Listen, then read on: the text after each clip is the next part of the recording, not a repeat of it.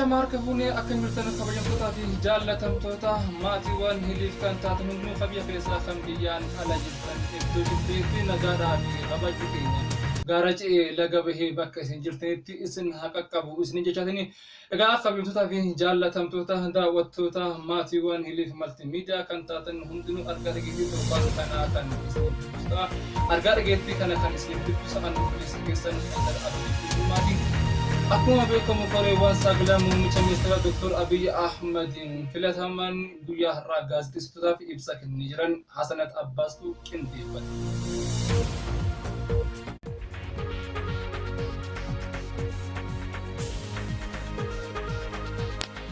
Akkuma beekamu koreen fala barbaaddu hawaasa musliimaa biyya keenya ummata bakka bu'uun gaafii ummata sagalee hin qabneef sagalee ta'anii mootummaa gaafii gaafachuun ni yaadatama.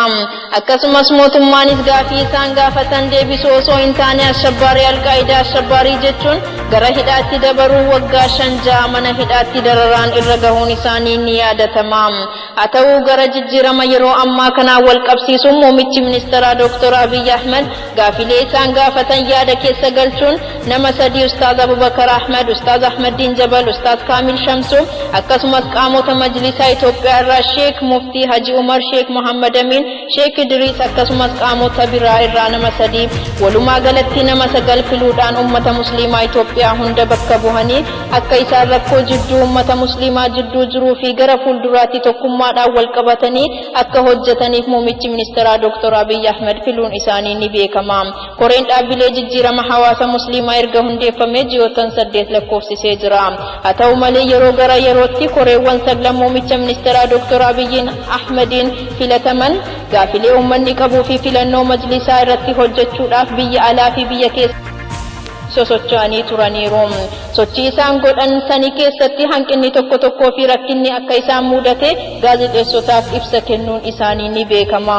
Sun sanaa osoo jiru gaafilee uummataa haga ammaatti deebii akka hin arganne yeroo gara yerootti gaafilee uummataa duubatti harkifachaa deemuun wal qabatee hawaasni akka miidiyaattis ta'e akka sooshaal miidiyaatti gaafataa turuun isaanii ni yaadatama.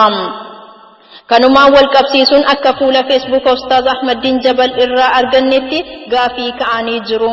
Filannoon majlisaa yoomii miseensonni majlisaa warra fala jijjiirama ta'an irraa tarkaanfii fudhachuudhaafis hin fedhamne majlisa ce'umsaa dhaabuudhaafis yoo hin barbaadamne korees nama 9 kan taayitaa gahaa kennuudhaafis fedhii qabatamaa ta'e yoo hin jijjiiramne koree kana waan hin barbaanneef bittinneessa.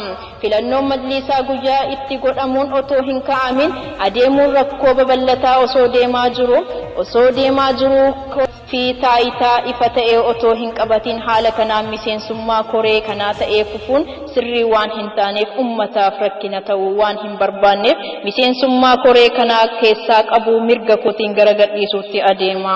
Torban darbee walgahii koree miseensotaarraa Ahmadiin Jabal kana dubbatan. Guyyaa kaleessaa biiroon muummicha ministeeraa marii gaggeeffame ilaalchisee qabxiiwwan marii murtaawaa ta'an 2 kaasanii akka irratti walii galan walitti qabaan koree 9 Muftii Haji Umar Idris ibsanii jiran. Qabxiiwwan tokkoffaan yeroo gabaabaa keessatti ulamaawwan fi daa'imman gurguddoo 300 ol qaamonni dhimma ilaallatu bakka argamanitti akkasumas bakka muummichi ministeeraa Dr. Abiy Ahmed argamu. Lammaffaan marii sana irratti waa'ee filannoo itti aanutti akkasumas waa'ee koree filachiiftuu ni mari'atama. Kun koreewwan 9 filannoo akka raawwachiistuun beekamee jira.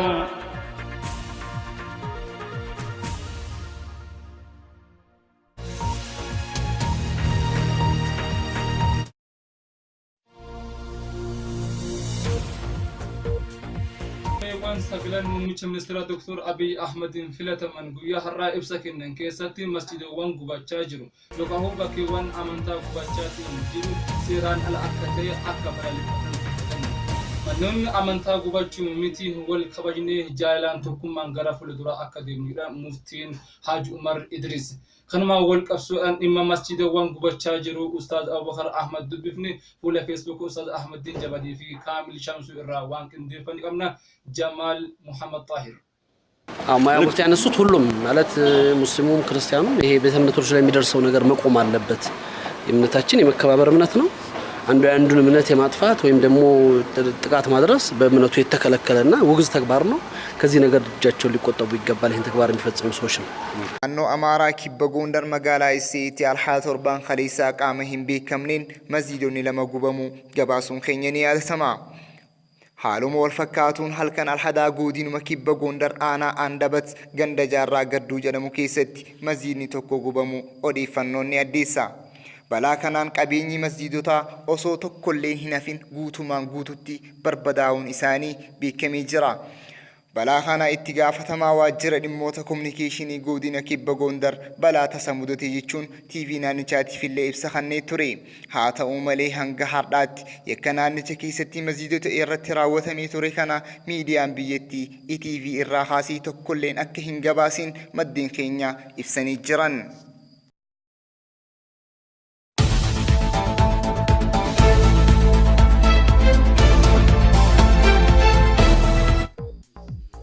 واحد مخنا إلى السي خريف البرباد أمة مسلمة خيسا أستاذ أحمد دين جبل أكنا جتشودان أمة إسلاماتي دام سخنني توران مسجد خينيا خنوتي إيك جتشودان دينيو يو أجندا مسجدات دانجي فمو إرّا باني كفا خاب جمتوتا في جالة تمتوتا رابط تتكيزا كان تاتن تخرج جسفن بيانا رجتن تنغا وجات تنفن والميدا فرداكين كوكي أرغارغتي بيا حراقا بردكن هذا أنا بليس كيسان حيدر عبد الاسماء وبلتي تين حسنات عباسي في جمال طاهر وجين تودن غاكا خميتوتا في جالة تمتوتا كينيا كوبين هيليف مالتي ميديا فرداشين غيا راقا باتسنبداتي كانوا راوتا غافي يوقا هويا ديوقا باتن خرالا كوس بالبلا كينيا دوا سجل ترباتم لما قران سودمشن ترباتم لما اكسما فيسبوك حيدر عبد الاسماء غافي كيسا يوقا هويا دكسن نوف قودو ندسني حاجة سجنتا براتي ولتي دمنتي والسلام عليكم ورحمة الله وبركاته.